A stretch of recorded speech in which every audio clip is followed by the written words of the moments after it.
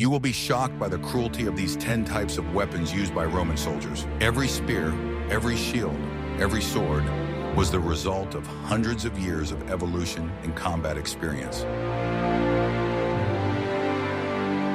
These were not just objects made of steel and wood, but tools perfected to perfection. Their design was dictated by harsh necessity and a single goal: effectiveness on the battlefield. Watch the video to the end to find out how an ordinary shield was turned into an offensive weapon and what secret weapon the legionnaires hid inside it. What if I told you that the main weapon of the Roman legionary was borrowed from their worst enemies? The famous Roman sword, the gladius, actually has Spanish origins.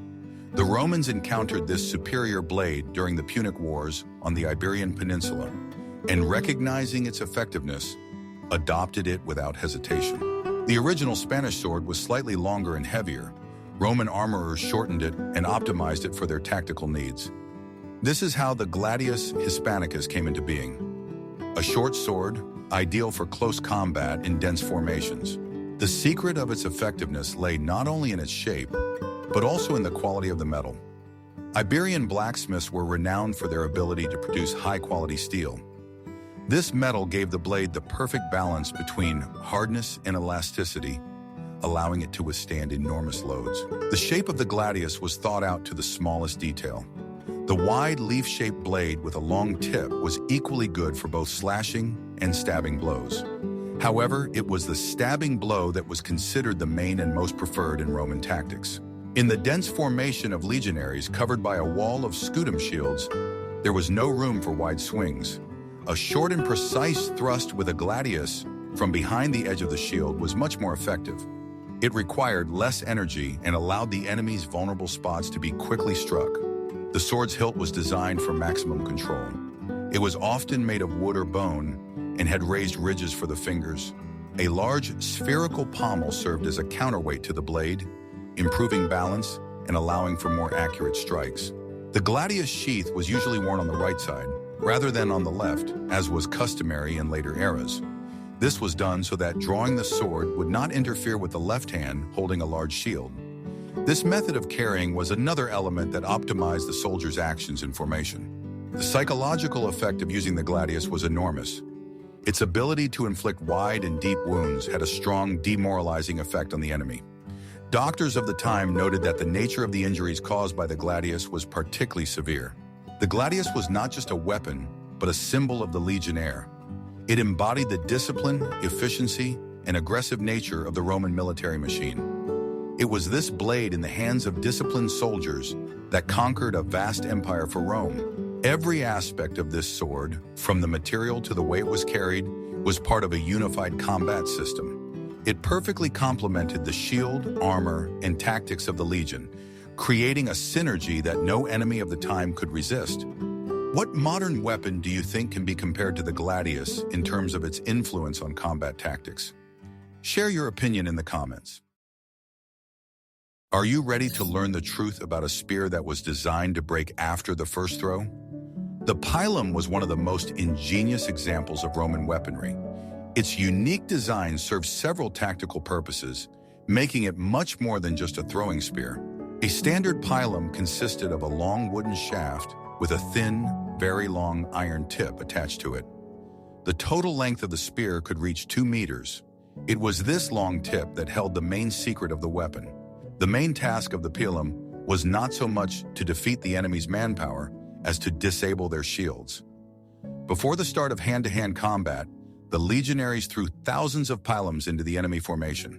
The heavy projectile easily pierced wooden shields, and this is where the ingenious engineering design came into play. The long, thin iron tip was made of soft, unhardened iron.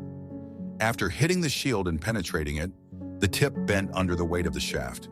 As a result, the enemy found themselves in an extremely difficult position. It was practically impossible to remove the bent pilum from the shield in the heat of battle. Fighting with a 2-meter spear dangling from the shield was also unthinkable, as it hindered movement and caught on the ground. The only way out for the enemy warrior was to drop his shield.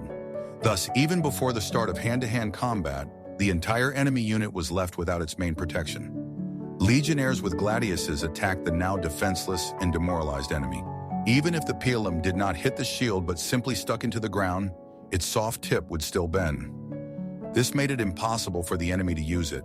The enemy could not pick up Roman spears and throw them back, which was a common practice in ancient battles.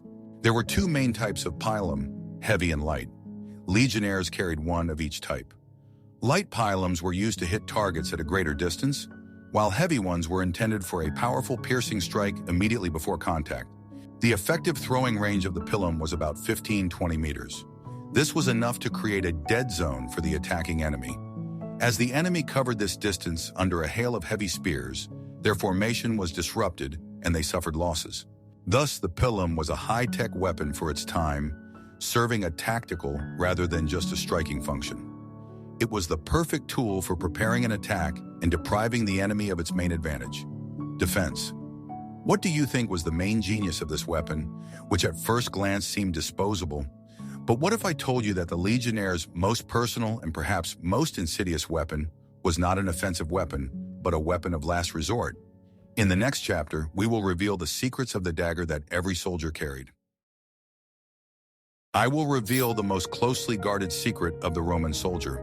The pugio, or Roman dagger, was much more than just a backup weapon. It was a personal item, a status symbol, and a versatile tool that accompanied the legionary in both combat and camp life. Unlike the standard and utilitarian gladius, the pugio was often richly decorated. The hilt and scabbard were inlaid with silver, enamel, and other precious materials. This suggests that the dagger was an object of personal pride and reflected the status of its owner. The main combat purpose of the pugio was self-defense in extreme cases. If a legionnaire lost his gladius or found himself in close combat where it was impossible to use a sword, the dagger came into play. Its wide, leaf-shaped blade was capable of inflicting very serious damage. The blade's design was optimized for stabbing vulnerable areas. It easily pierced leather and fabric armor.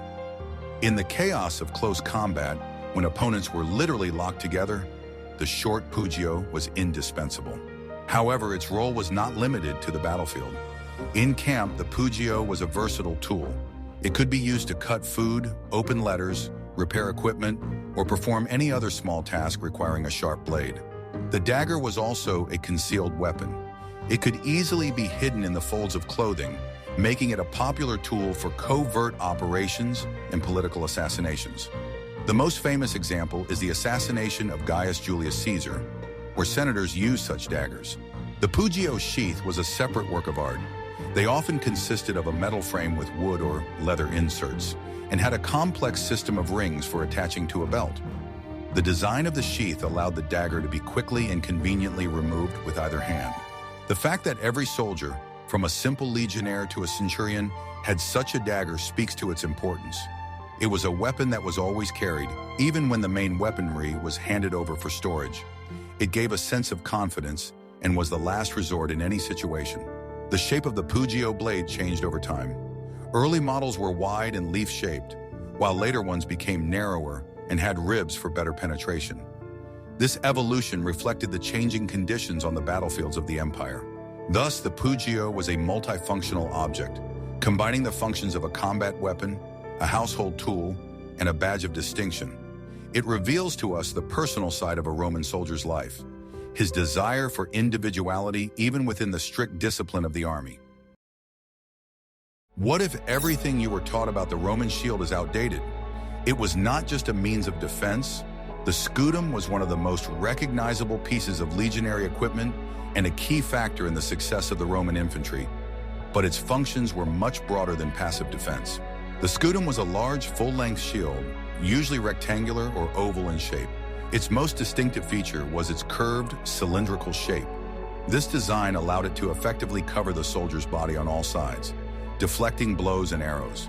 The shield was made of several layers of glued wood, which made it both strong and relatively light. It was covered with canvas and leather on the outside and reinforced with metal around the edges. This protected it from damage and moisture. The central element of the scutum was a large metal umbo. It not only protected the hand holding the shield, but was also a full-fledged offensive weapon. A powerful blow with the umbo to the enemy's face or chest could easily stun him and throw him off balance. Its curved shape and large size allowed the legionnaire to use the scutum to actively pressure the enemy. In close formation, the Romans literally pushed the enemy with a wall of shields, breaking their formation and creating openings for attacks with gladiuses. It was an effective tactical maneuver. The most famous tactical formation using scutums was the tortoise, no testudo. The legionaries in the front row closed their shields in front of them, while the rear rows held them above their heads. This created an almost impenetrable armor that protected the unit from projectiles from above. The scutum weighed about 10 kilograms. Carrying such a shield throughout the battle required great physical strength and endurance from the legionary. That is why training in the Roman army was so grueling. The inside of the shield was also used. It could have attachments for throwing spears or loops for easy carrying on the march. The front side often featured the legion's emblem, which had important identification and psychological significance. The scutum was not an individual weapon, but a collective one. Its full potential was only realized in close formation, where the shields of individual soldiers formed a solid wall. This wall of shields was the basis of all Roman close combat tactics. Thus, the scutum was a multifunctional system that combined excellent protection, offensive capabilities, and tactical flexibility. It allowed legionaries to control the battlefield, impose their will on the enemy, and emerge victorious from the most difficult situations. Do you consider the shield to be a weapon in its own right? In the next chapter, you will learn about the weapons that the Romans used even before the famous gladius. The gasta, or hastas, was the main weapon of the early Roman army, even before the reforms of Gaius Marius. It was a long striking spear designed primarily for combat in formation, reminiscent of the Greek phalanx. With the advent of the gladius and pilum, the gasta did not disappear completely, but occupied its own special niche. The design of the hastes was quite simple: a long wooden shaft, usually made of ash, and a leaf-shaped iron tip.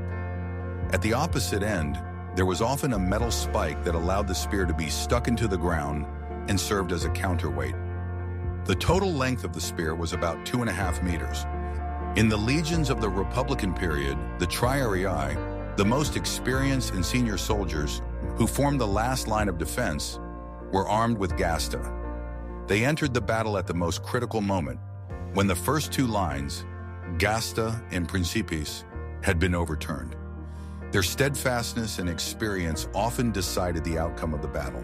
The triarii fought in close formation, putting up a wall of spears.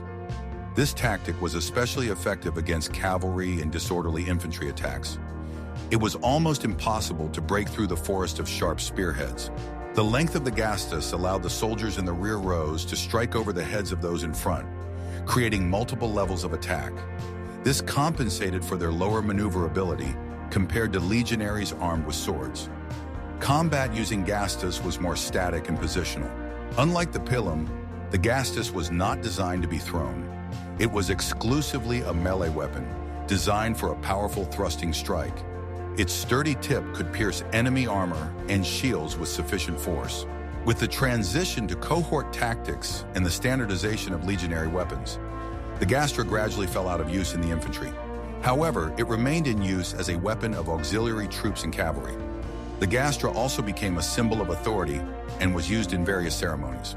Gasta tips could have different shapes, from wide leaf-shaped to narrow-faceted, designed to pierce armor. This suggests that the weapon was adapted to specific tasks and types of enemies encountered by the Romans. Using the gast required specific skills and training. A soldier had to be able to effectively wield a long spear in the confined space of a formation, coordinating his movements with his neighbors. This required a high level of discipline. Although the gastra was eventually replaced by the more sophisticated pilum gladius scutum combination, it played a crucial role in the development of Roman military power. It was with this spear in their hands that the Romans conquered Italy and began their expansion into the Mediterranean, laying the foundation for their future empire. What I am about to show you looks more like a toy, but this weapon struck terror into the hearts of enemy cavalry. The plumbata, also known as the martiobarbalus, spike of Mars, was one of the most unusual types of throwing weapons in the arsenal of the late Roman Empire. It was a short javelin weighted with a lead projectile. The design of the pluma was simple and effective. It consisted of a short wooden shaft to which a metal tip and lead weight were attached. The rear end often had feathers, like an arrow, to stabilize its flight. The lead weight, located closer to the tip, shifted the center of gravity forward. This gave the dart greater kinetic energy and penetrating power despite its relatively small size. The pluma could effectively hit targets protected by light armor. The main advantage of plumbata was their compactness. Legionnaires could carry several of these javelins, attaching them to the inside of their shields. This allowed them to have a supply of throwing weapons at hand without burdening themselves with cumbersome spears. Plumbata were thrown from behind or from below, which allowed them to be used without leaving the dense formation and without exposing themselves to a counterattack. The throwing range could reach 30-60 meters, which exceeded the throwing range of the pilum. This allowed the enemy to be processed as they approached. The massive use of plumae created an effect comparable to a volley of archers. A veritable lead rain fell on the enemy formation, causing confusion, disrupting the formation, and inflicting damage even before the main battle began. It was a powerful means of psychological pressure. Plumbata were especially effective against cavalry. Horses unprotected by armor were vulnerable to such darts. A few successful hits could stop a cavalry attack, causing panic among the animals. The use of plumae did not require the same physical strength and training as throwing a heavy pilum. This made them accessible to a wider range of warriors. Late Roman authors, such as Vedichus, highly valued this weapon and recommended that soldiers be constantly trained in its use. The pluma was the ideal weapon for defending fortifications. Defenders of fortress walls could rain down a hail of darts on attackers while remaining relatively safe. Its small size allowed soldiers to carry a large supply of ammunition. This weapon is a striking example of how the Romans were constantly looking for new ways to increase the combat effectiveness of their soldiers. The plumbata combined simplicity, low production cost, and high tactical value, making it an almost ideal weapon for a mass army. Why do you think this effective weapon is not as well known as the pilum? Now we will move from the weapons of a single soldier to machines that could destroy entire walls. In the next chapter, you will learn about Roman artillery. The Roman army was strong not only because of its infantry, but also because of its powerful field and siege artillery. A key element of this artillery was the ballista, a torsion-powered throwing machine that was highly accurate and powerful. The Romans improved on the Greek design, making the ballista the standard weapon of every legion.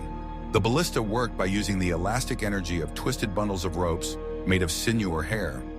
Two levers were inserted into these bundles, to which the bowstring was attached. When the bowstring was pulled, the bundles twisted even more, storing up a ton of energy.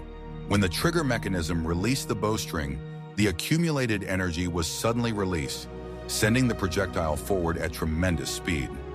Both large arrows, bolts, and stone balls could be used as projectiles. This made the ballista a versatile weapon. There were many varieties of ballistae, from huge siege engines capable of throwing stones weighing several kilograms, hundreds of meters, to small handheld versions called manuballistae or curoballistae. Each legion had several dozen such machines at its disposal. A special type was the scorpion, a light and mobile ballista that fired heavy bolts. It was distinguished by its very high accuracy. An experienced operator could hit a single target at a distance of up to 100-150 meters, which made the scorpion the equivalent of a sniper rifle on the battlefield. In field battles, ballistas were usually set up on high ground, from where they could fire at the enemy's command staff, cavalry, or dense infantry formations. One successful shot could cause confusion in the enemy's ranks and change the course of the battle. During sieges, ballistas performed two main tasks.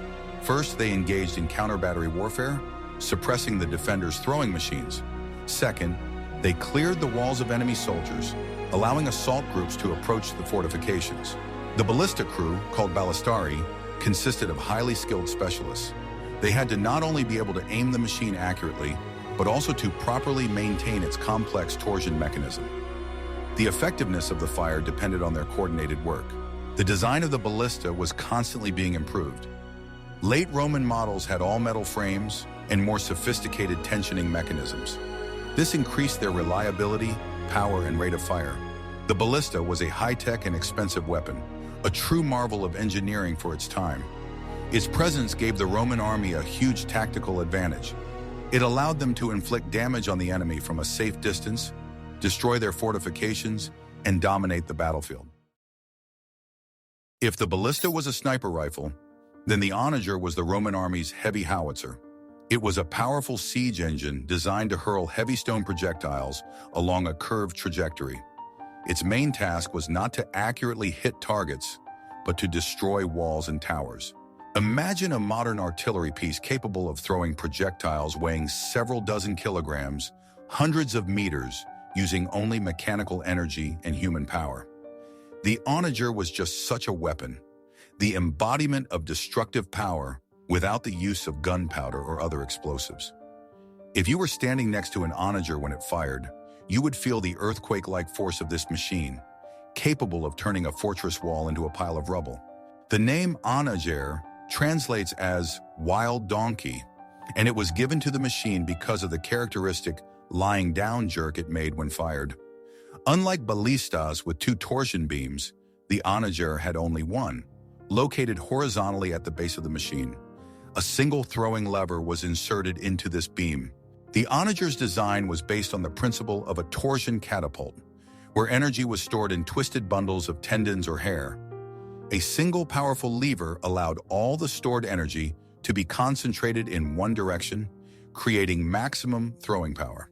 The simplicity of the design compared to the ballista made the onager more reliable and less prone to breakdowns in the field. To fire, the lever was moved to a horizontal position with the help of a winch, stretching the torsion bundle to its limit. A projectile was placed in the bowl at the end of the lever, or in a sling attached to it, usually a hewn stone weighing several dozen kilograms. After that, the trigger mechanism released the lever. The process of loading the onager required the coordinated efforts of several people and could take up to half an hour. Tensioning the torsion beam required enormous physical strength. Several soldiers worked the winch, slowly turning it against the resistance of the twisted ropes. Imagine the tension of that moment when the energy stored in the ropes was ready to explode with destructive force at the slightest release of the trigger mechanism. With tremendous force, the lever shot upward and forward until it hit a special shock-absorbing bar at the front of the frame. At the moment of the lever's sudden stop, the projectile flew out of the bowl by inertia and flew in a high arc toward the target. The firing range could reach 300-400 meters. The moment of firing was accompanied by a deafening roar and a tremor of the earth. All the accumulated energy was released in a fraction of a second. The shock-absorbing bar absorbed the colossal impact of the lever, preventing the machine itself from being destroyed by its own recoil. The trajectory of the projectile was so high that the stone could fly over walls several dozen meters high and hit targets inside the fortress. Onagers were purely siege weapons. Their cumbersome design and lengthy preparation process made them unsuitable for use in field battles. They were delivered to the siege site in disassembled form and assembled on site. Transporting and assembling an onager was a complex logistical operation. Heavy wooden and metal parts were transported on several carts, and assembly required the participation of experienced engineers and dozens of workers. It could take several days to set up a single onager, but the result was worth the effort. The weapon was capable of destroying any fortifications. The main targets for onagers were the battlements, towers, and roofs of buildings inside the fortress. The monotonous and powerful blows of heavy stones gradually destroyed the masonry, creating breaches or rendering the walls unsuitable for defense. The fire of several onagers could turn an impregnable fortress into ruins in a matter of days. The psychological effect of the bombardment was no less important.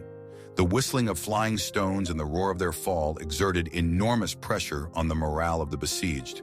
The constant threat of the collapse of walls and buildings exhausted the defenders and undermined their will to resist. The sound of an approaching projectile, the characteristic whistle of a stone cutting through the air, became a harbinger of destruction and death.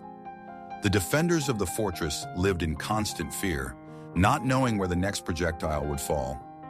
Many sieges ended in surrender even before breaches were made in the walls. The morale of the besieged broke under the continuous artillery fire. Roman engineers knew how to accurately calculate the parameters of onagers depending on the required power.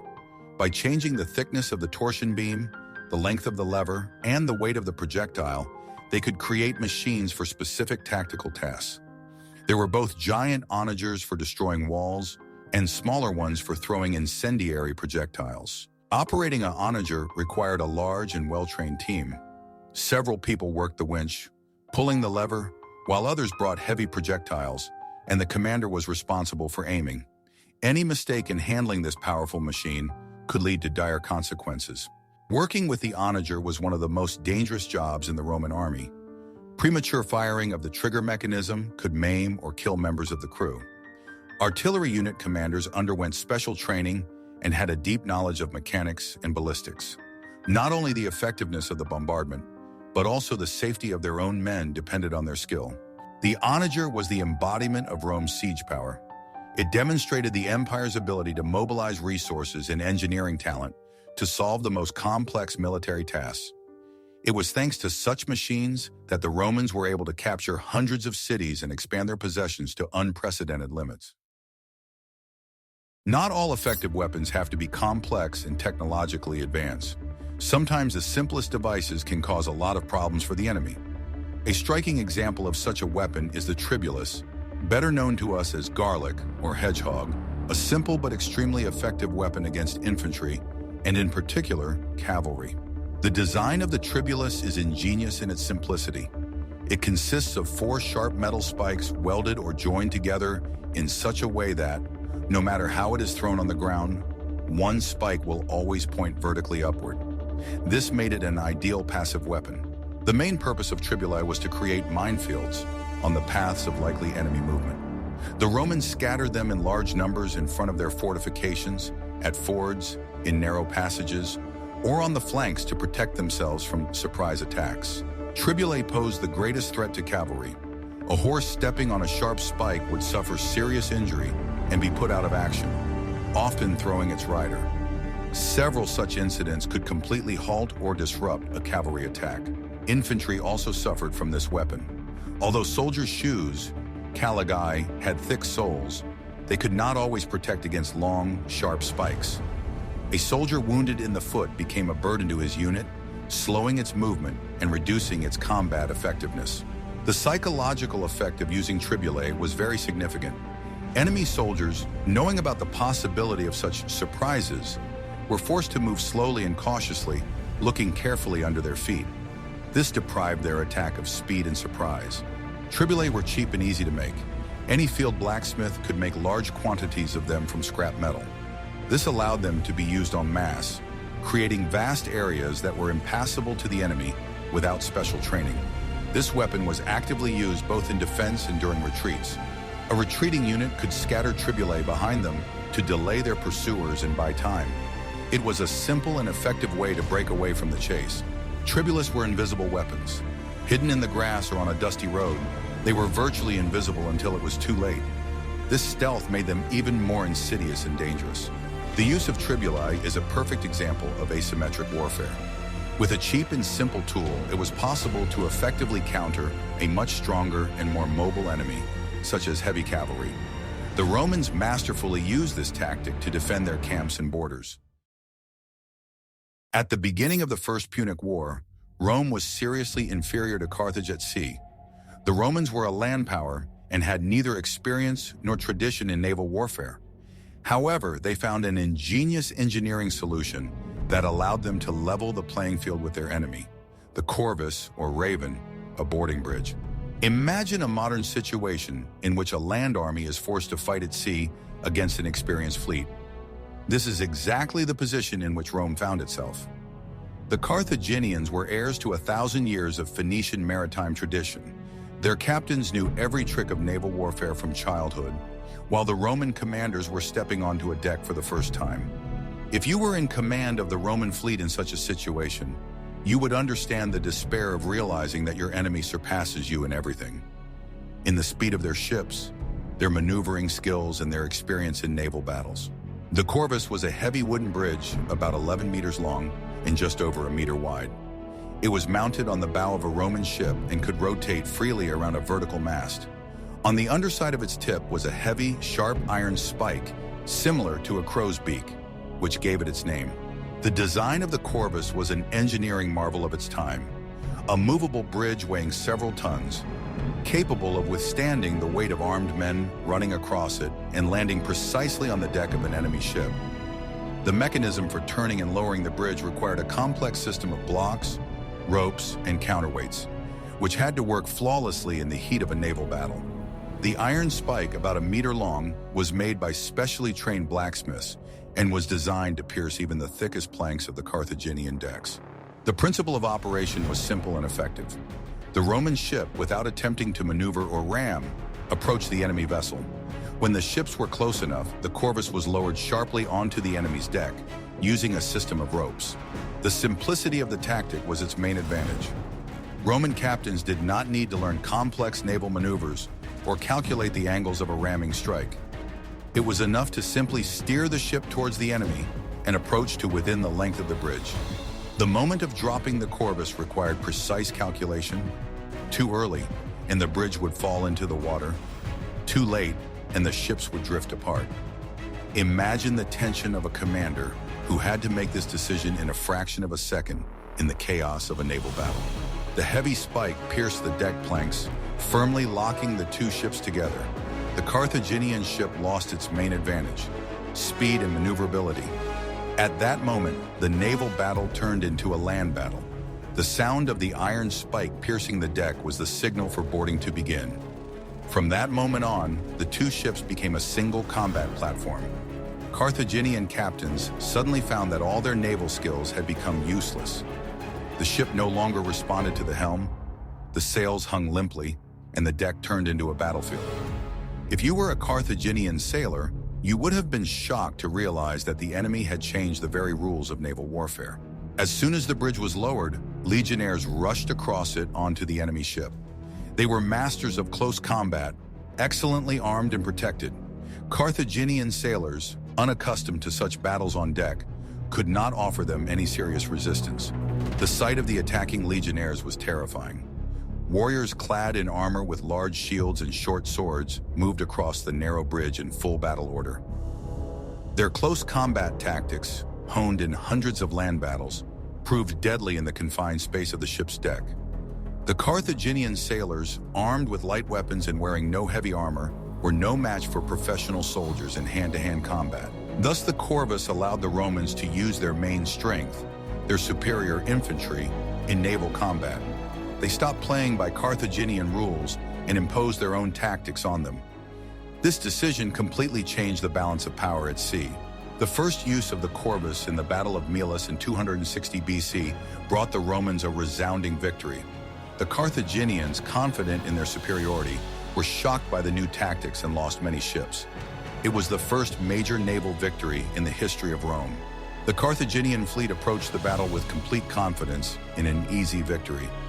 They saw clumsy Roman ships with strange wooden structures on their bows and considered them a sign of their opponent's inexperience. When the first Roman ships dropped their corvus and legionaries rushed to board, the Carthaginian admirals realized that they were facing a completely new type of naval warfare.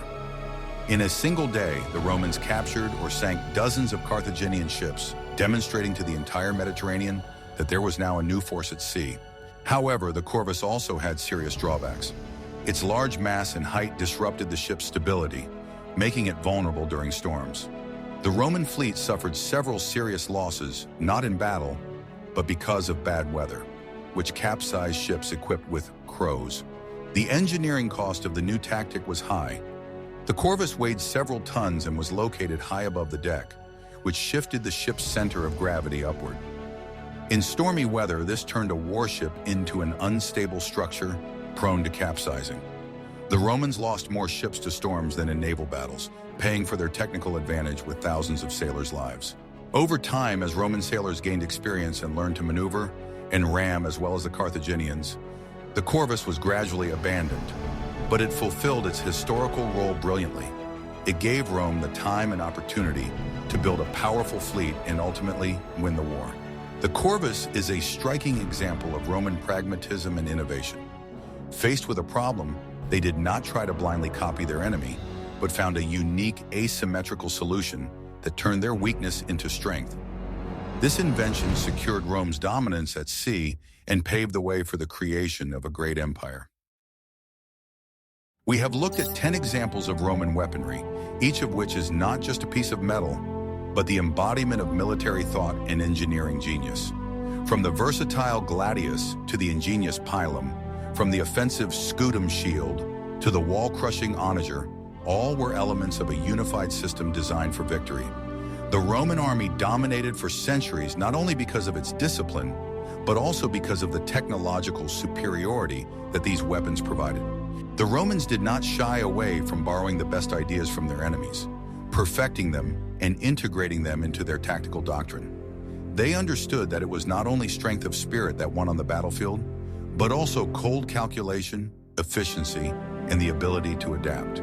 Their weapons were an extension of their philosophy of war, pragmatic, aggressive, and incredibly effective. The history of Roman weapons teaches us that technology and tactics are inextricably linked. Each new invention changed the way battles were fought, and new tactical challenges stimulated the search for new engineering solutions. It was in this continuous cycle of development that the secret of the longevity of the Roman military machine lay. Which of these weapons do you think was the most revolutionary for its time and why? Was it the disposable pilum, which turned enemy shields into useless cargo, or the corvus boarding bridge, which allowed the land army to win at sea? Share your opinion in the comments and don't forget to subscribe to our channel so you don't miss out on new exciting research from the world of history.